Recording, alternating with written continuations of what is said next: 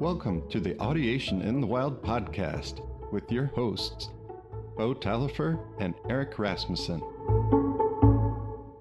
Episode 2, Audiation and Music Learning Theory. So we wanted to have just an intro episode about describing some basic concepts that are going to come up a lot in the podcast. And so really the biggest one here is like, what is audiation? And so Eric was just telling me of a definition, and I'd love to take a stab at it too. But so Eric, how do you explain this to people? What is audiation? Well, a little bit of context. In the last episode, we used the term audiation and we used the term music learning theory, or MLT. And it's like, well, we didn't really even talk about what those things are.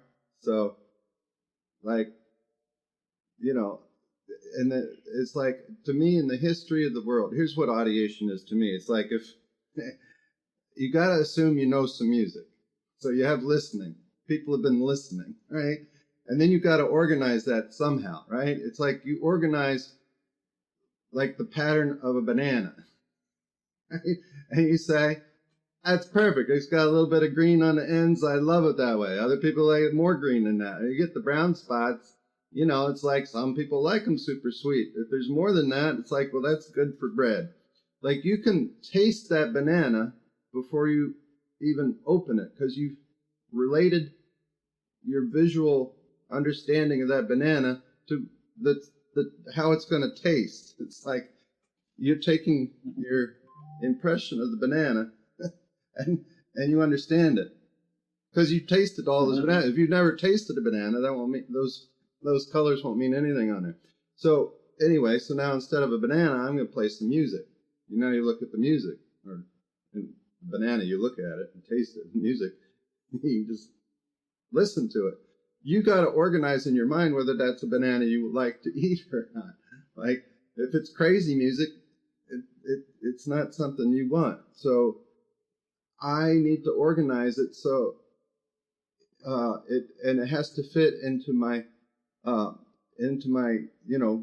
brain and my schema, whether it makes sense or not. There's a lot of music that doesn't make sense to me, and there's a lot of music. And this is the key difference between sound and audiation are not the same thing. So your ability to perceive a sound does not mean you are audiating it at all. And you can have this experience by listening to like a composer that's really way out of your listening range, where it just sounds like nonsense to you. You can't actually hear it as music yet. And that's really, you're experiencing hearing sounds that maybe to other musicians are music, but your brain isn't able to organize it into meaning. It's very similar to listening to someone speak another language that you don't understand. You're hearing the sounds, they're entering your psyche, but there's no meaning behind any of the words. You've got to recognize patterns that relate to some past experience. It's like recognizing the spots on a banana and saying, I know what that's going to be like.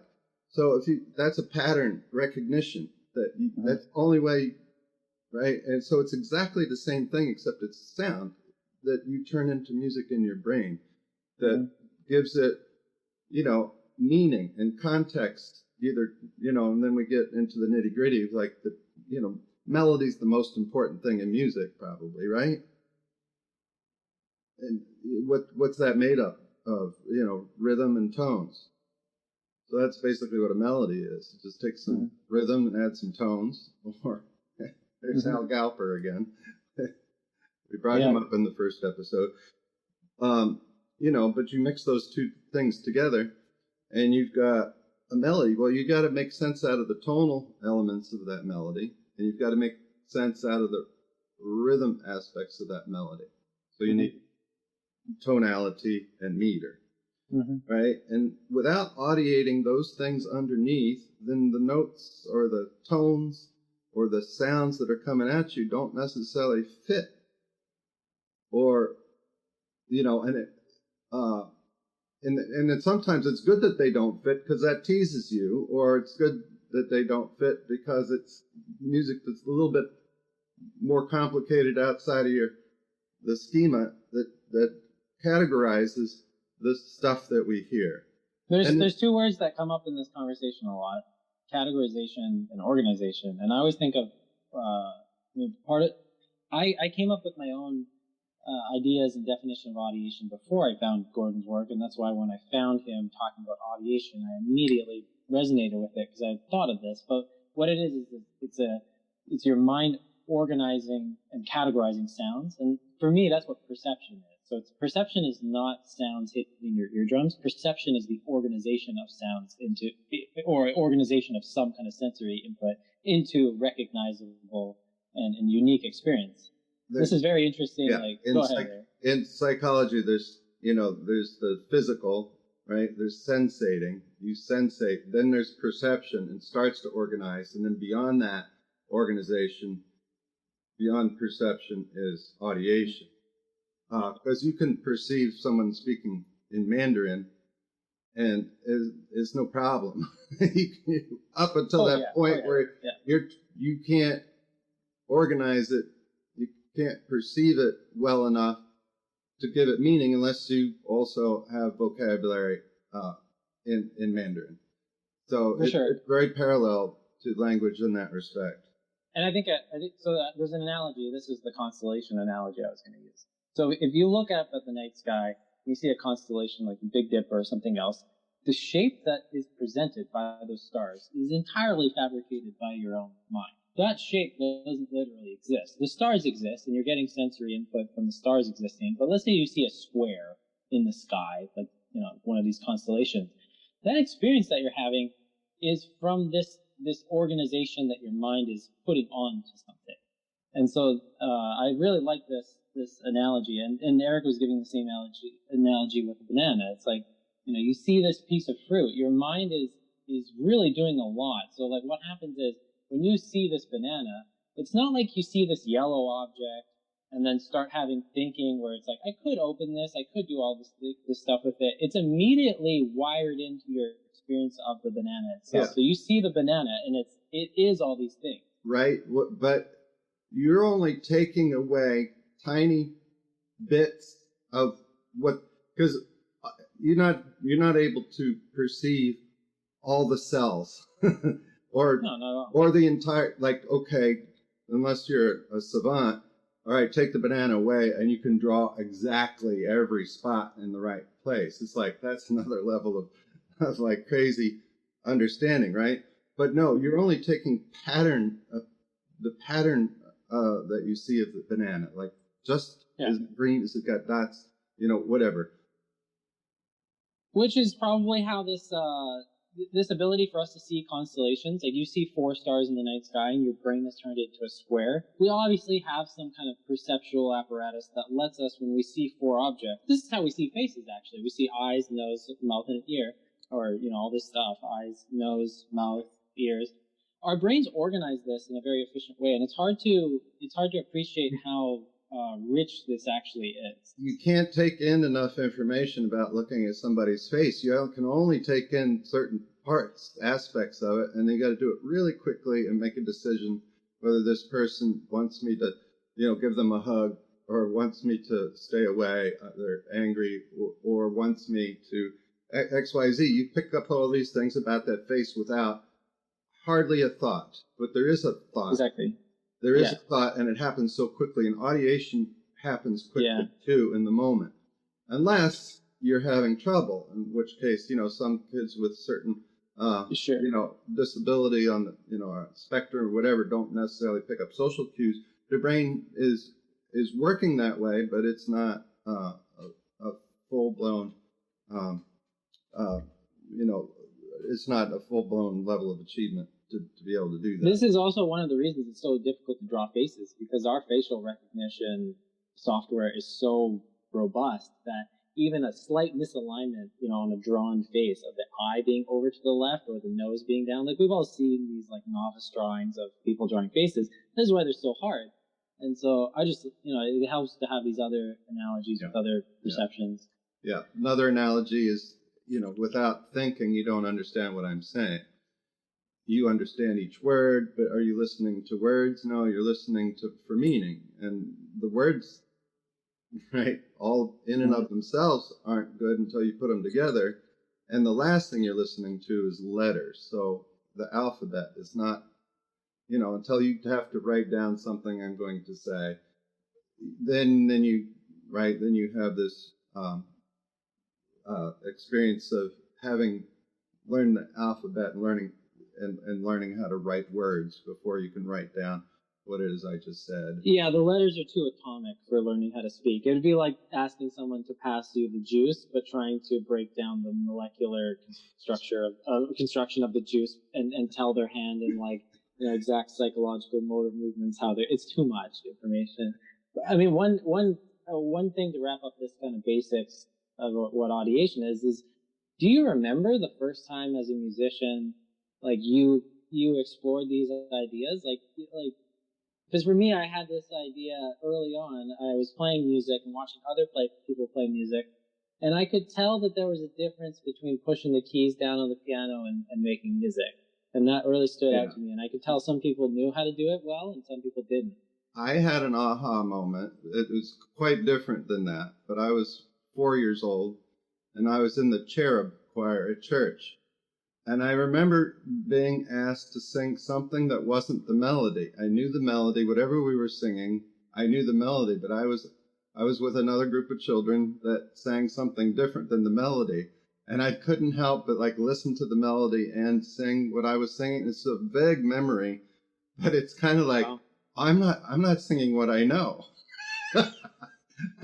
You know what I mean? It was just like this weird disconnect of like, oh, there's more than what I knew about this melody or whatever.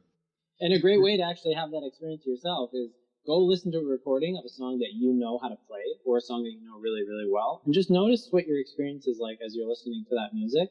And then go put on like some kind of super modern, like Schoenberg or, postmodern Schoenberg. I like Lutoslawski. There you go.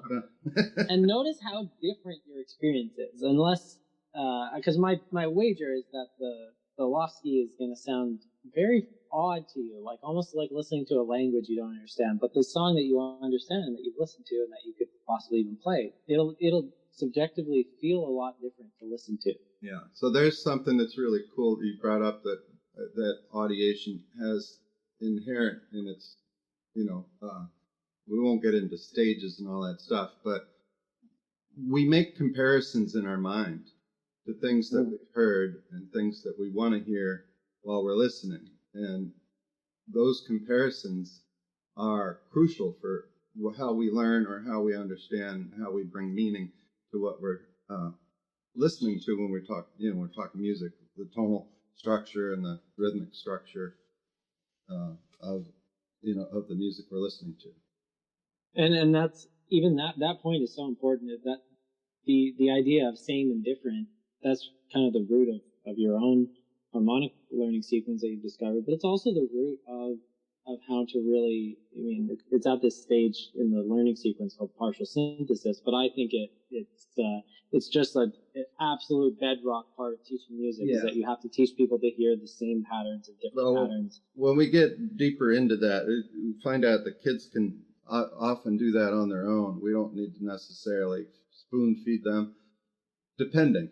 Sometimes they need the spoon feeding of partial synthesis, but other times you just show them differences and it's easy for them. You don't even teach them. A really fun thing that I've been doing is I often have siblings that are 2s or 3s. So what I'll do is I'll teach one of them how to do partial synthesis. They'll do it to me, and then I get them to do it to their brothers and sisters when I'm not there. And so there's people running around the house doing partial synthesis like with each other, which is perfect. That's and even funny. Just a rudimentary version, like is this major or minor with a familiar song, but imagine if you're 3 and your 9-year-old brother's doing partial synthesis with you, like you don't even have a teacher, like that's just cool. All day. Is this major or minor? That's cool. So audiation is what anybody who's worth their salt in music anywhere is teaching. In fact, I think that any learning of music in the history of planet Earth or outside of it is a function of audiation. Like, how did, the term wasn't invented, but Mozart audiated, right? Or name your person. And I would even venture that Mozart knew what the concept was, because he obviously had students that could audiate and probably enraged him beyond sanity.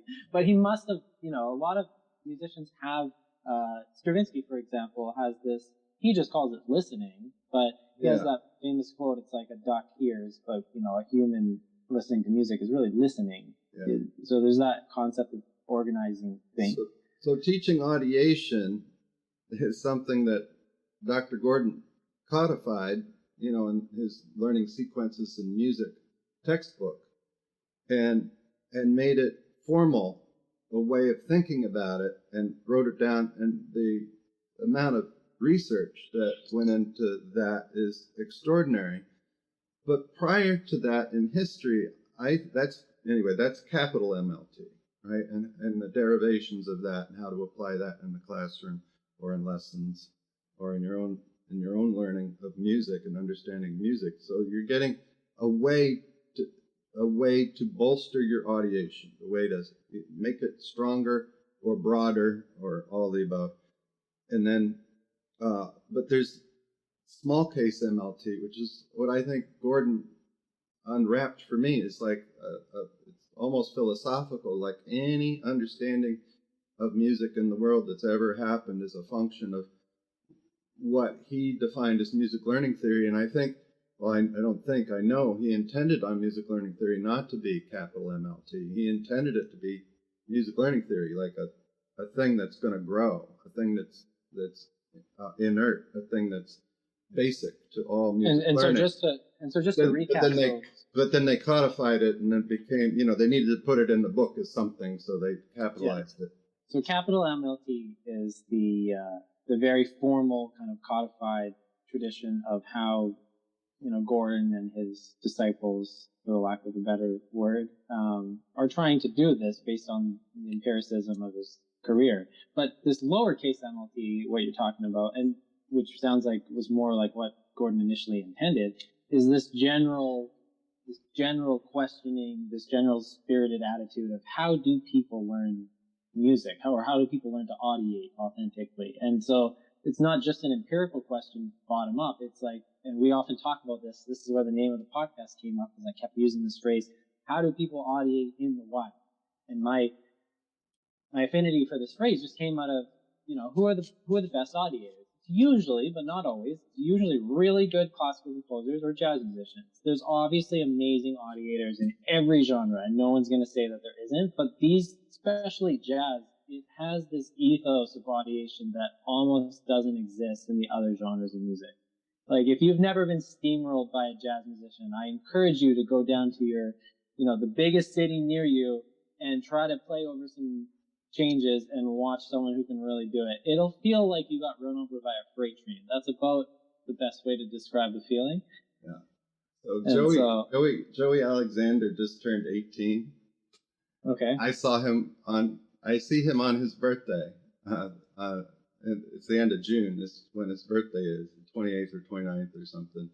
And I saw him when he had just turned 13 years old. And I told my friends, because I already knew of him and had listened to a little bit of him, I said, don't listen to him like he's a giant, of 13-year-olds. I said, listen to him like you would listen to Herbie Hancock or Chick Corea or name your pianist, Bill Evans. Listen to him like he's already completely formed.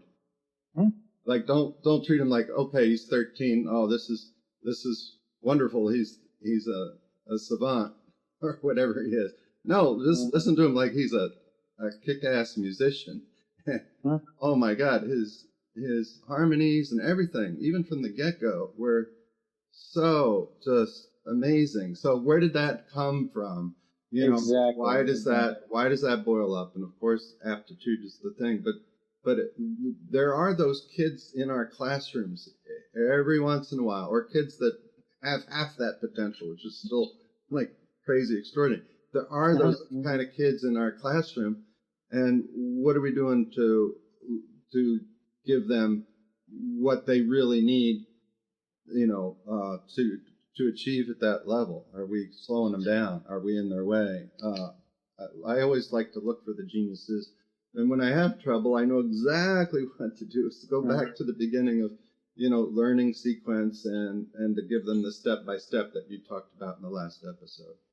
And I think there's one other thing about this is if we have this culture of amazing audiators, like jazz giants, or just jazz community at large is unusually high audiating community. And you could make the argument, is it just people with high music aptitude that get interested in jazz? I think not. I think there's a lot of people with medium or lower aptitudes that are interested in jazz.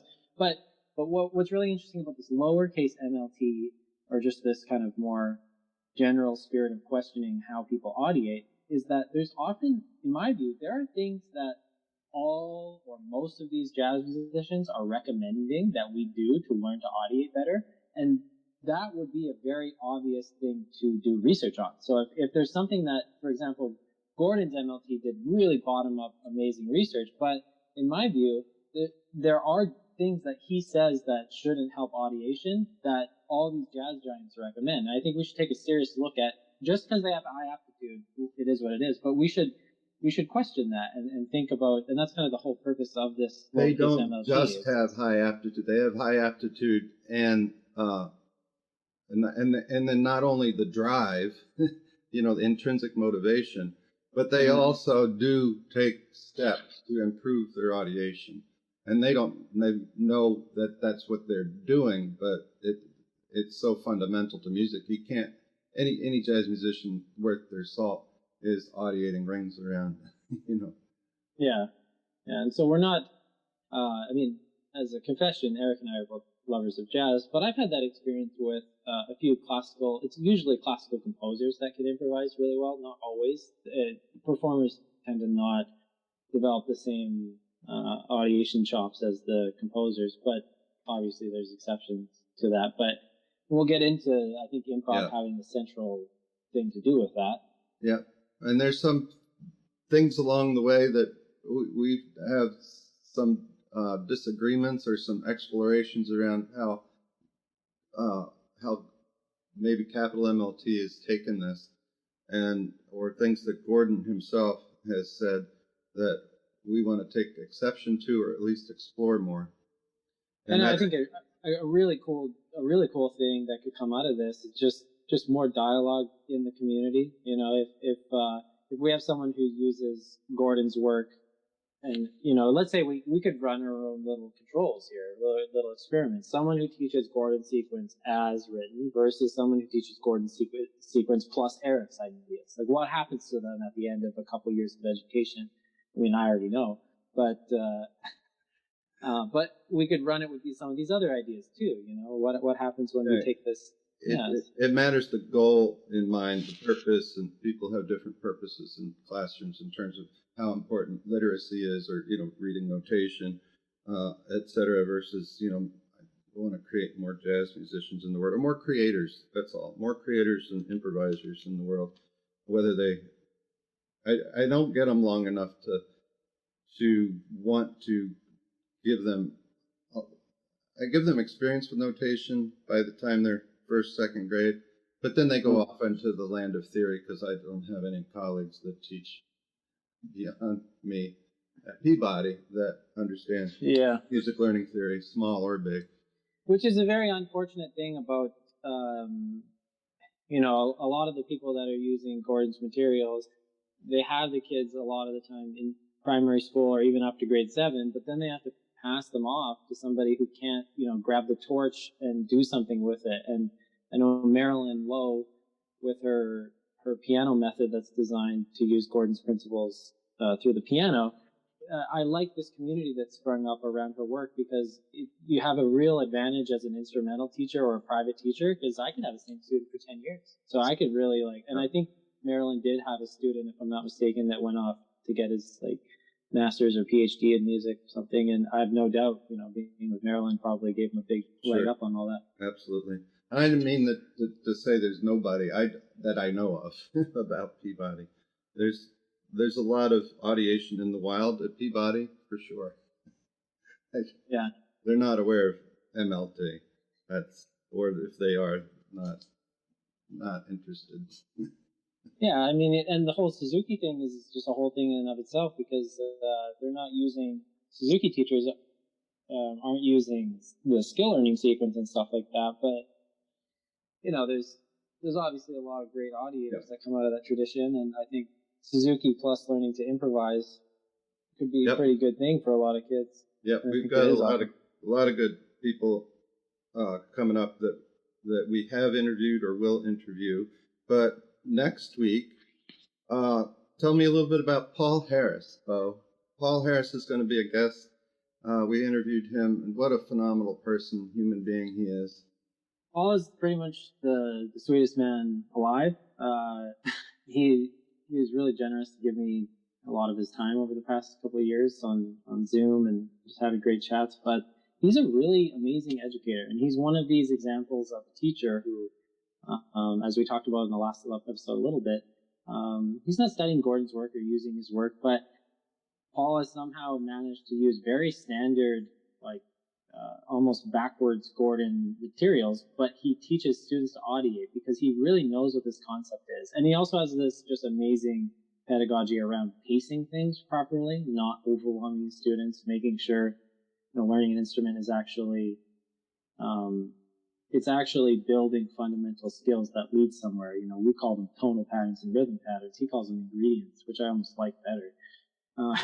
Yeah. But yeah, we just have a great chat with Paul, and so I encourage you to listen to that, and you'll get a lot out of it if you do. Yeah, he was the first animal we found in the wild, so there we go. It was really, really good. Yeah, so we look forward to having that interview next time.